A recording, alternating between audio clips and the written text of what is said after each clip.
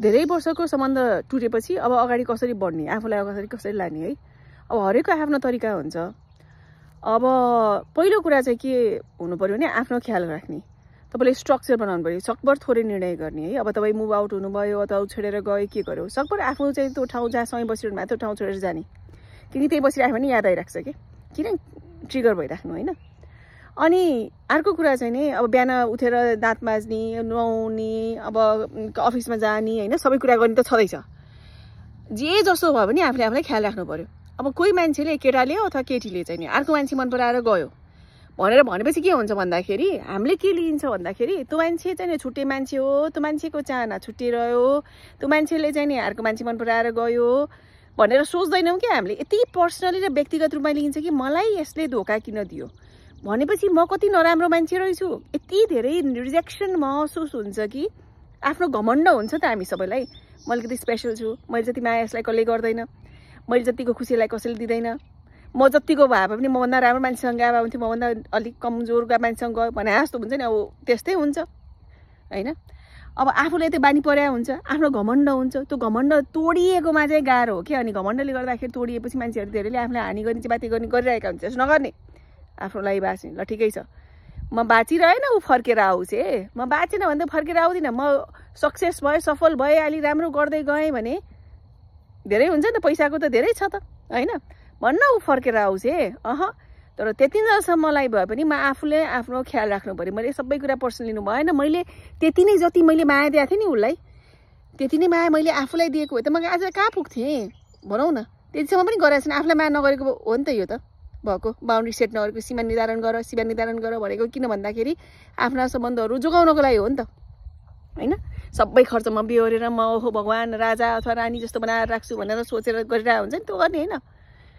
दुईटा पार्टनरसिपमा बराबर हो सबै कुरा। उसले दियो भने मैले दिने, मैले दियो भने तलमाथि होला, 40-60 होला भनौँ। तर अब यो बेलामा चाहिँ नि आफ्नो ख्याल राख्ने, एक्सर्साइज गर्ने है, राक्सी चाँड चुरोट एक्लै नबस्ने, अरू साथीभाइ अब आफूभन्दा सानो भाइ बहिनीलाई मेन्टर गर्ने।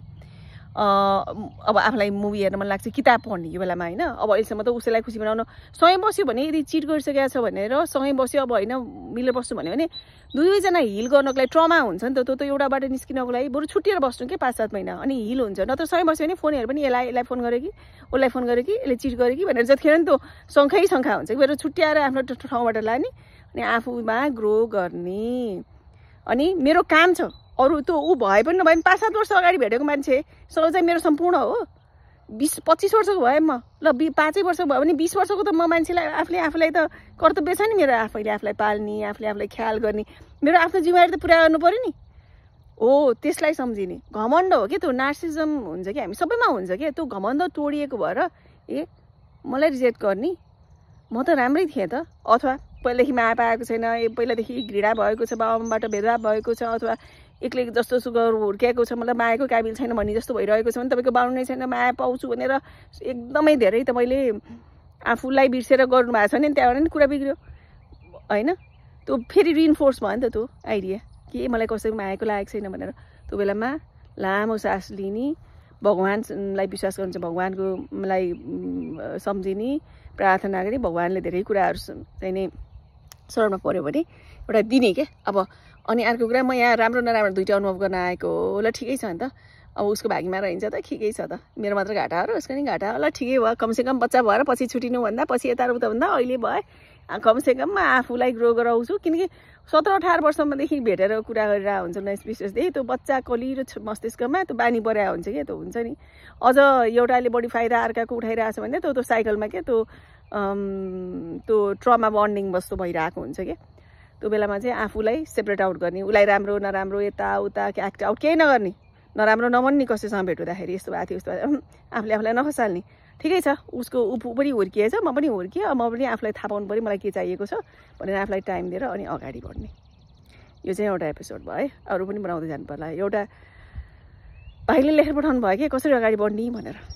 तपाईँहरूको पनि के आइरहेछ भने लेख्नु, तपाईँलाई चाहिँ के कुराले हेल्प गर्यो है। अहिले नै फेरि तुरुन्तै अर्को रिलेसनसिपमा नजाने, अर्कोलाई रेस्क्यु गर्छु, मलाई यो गर्छु, म भिक्टिम खेल्छु भनेर पीडित हुन्छु भने 1 वर्षसम्म कुनै बिग निर्णय नगर्ने। घर किन्ने, जागिर चेन्ज गर्ने भन्दा पनि स्ट्याटसको मेन्टेन गरेर आफ्नो ख्याल राख्ने, प्रायोरिटाइज आफूलाई गर्ने। बुझ्नुभयो?